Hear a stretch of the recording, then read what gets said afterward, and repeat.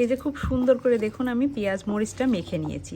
আর আলুগুলো ভর্তা করতে হবে আপনার এমনভাবে যেন কোনো দানা না থাকে। আর এই জন্য আলু ভর্তাটা সবচেয়ে বেশি টেস্টি করার জন্য আপনি যেভাবে আলুটা সিদ্ধ করবেন সেটা হচ্ছে, যদি সম্ভব হয়, ভাত রান্না যখন করবেন ভাতের মধ্যে আলুটা সিদ্ধ করে নেবেন। তাহলে আলুর যে এক্সট্রা পানি ওটা কিন্তু ভাত শুষে নেয়।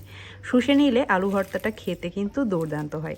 আর এমনি যদি আপনি সিদ্ধ করেন তাহলে কিন্তু একটা পানি পানি ভাব রয়েই যায়। আমার মজাদার আলু ভর্তা তৈরি। এখন কিন্তু গরম ভাত আর ডালের সাথে খেলে দুর্দান্ত লাগে।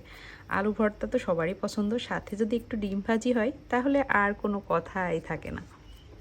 তো দেখুন আলু ভর্তা কিন্তু রেডি।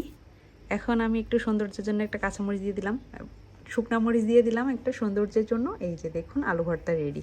তো আপনারাও কিন্তু বাসায় এমন মজাদার আলু ভর্তা করিয়ে ফেলতে পারেন।